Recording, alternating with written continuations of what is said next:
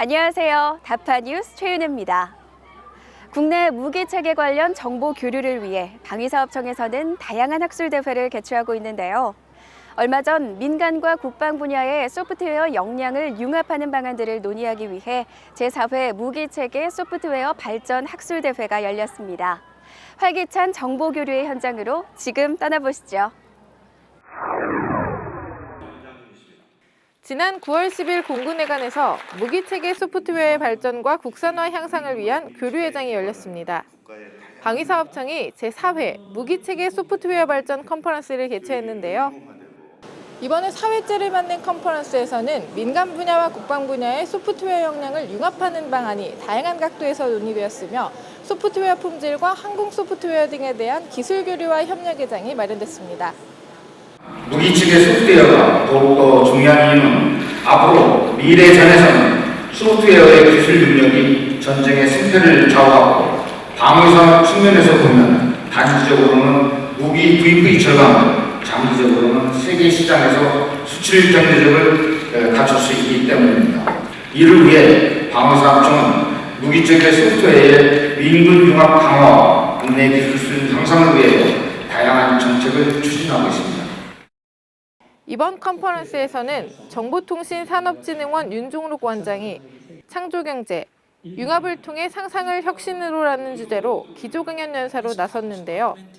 또 방위사업청 한장근 획득 기반 과장도 무기체계 소프트웨어 발전을 위한 정책 추진 현황에 대한 발표를 진행했습니다. 벌써 컨퍼런스가 4회째를 맞았습니다.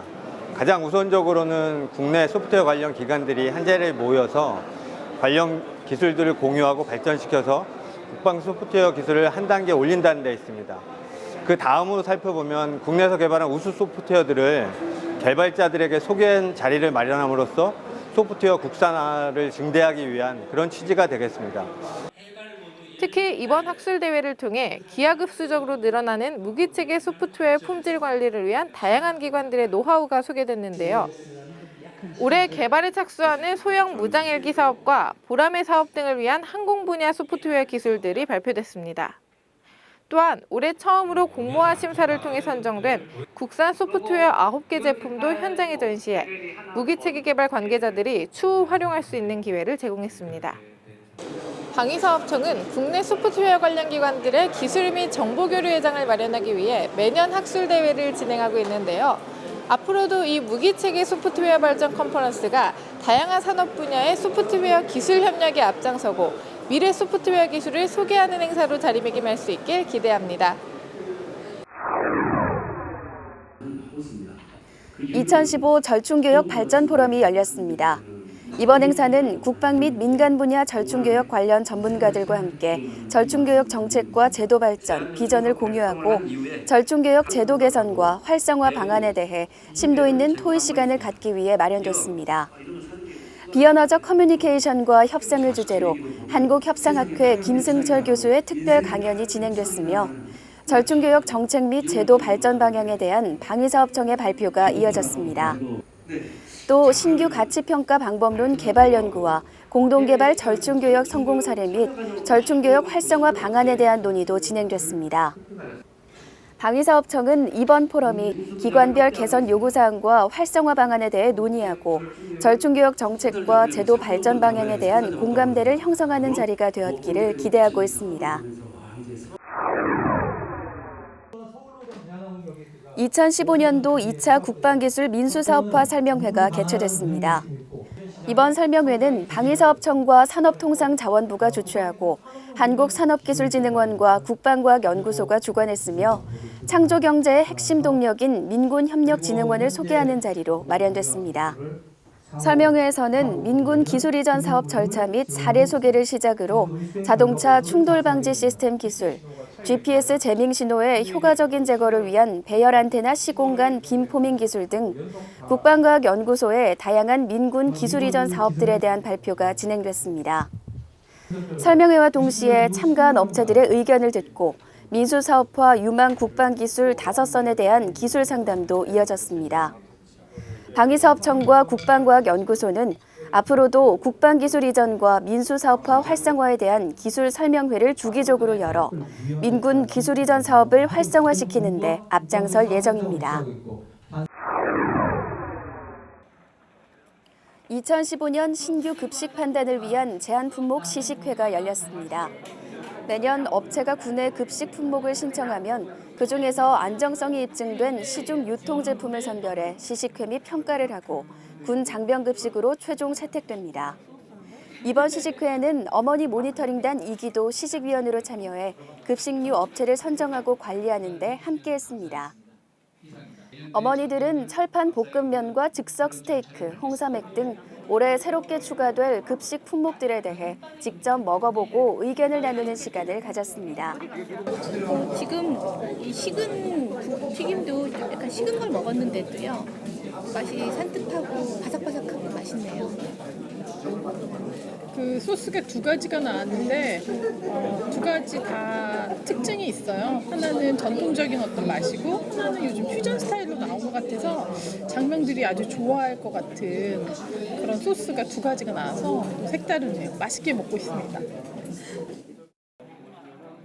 오늘 어머니들이 시식회에 참여한 제품들은 국방부 급식사업 평가단들의 평가를 거친 뒤 신규 급식 품목으로 선정될지 여부가 결정됩니다. 앞으로도 어머니 모니터링단은 장병들의 건강한 먹거리를 위해 직접 맛보고 체험하는 기회를 가지는 등 다양한 방면에서 활동할 예정입니다. 이어서 다파 단신입니다. 방위사업청이 주식회사 유콘 시스템에서 대대급 작전 지역 내 주야간 실시간 감시 정찰을 할 수 있는 대대정찰용 무인항공기 초도 생산 출고 기념식을 가졌습니다. 방위사업청과 관세청이 방위사업에 사용되는 수입 부품의 가격 정보 공유를 위한 상호 협력 체계 구축을 목적으로 업무 협약서를 개정 체결했습니다. 방위사업청 원가회계검증단 소속 최기일 소령과 이영준 대위가 현역 장교로는 최초로 법원 원가감정인의 이름을 올렸습니다.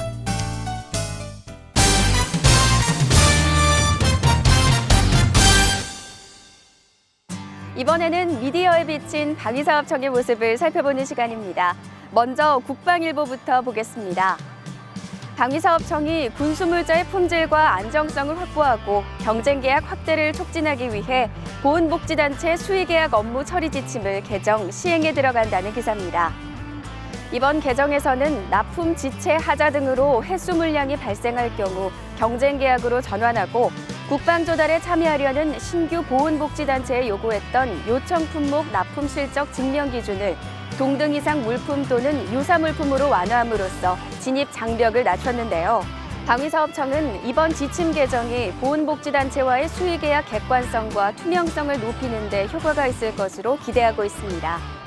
다음은 한국경제신문 살펴보겠습니다. 해군 함정 건조 과정에 감리제도가 도입된다는 내용인데요.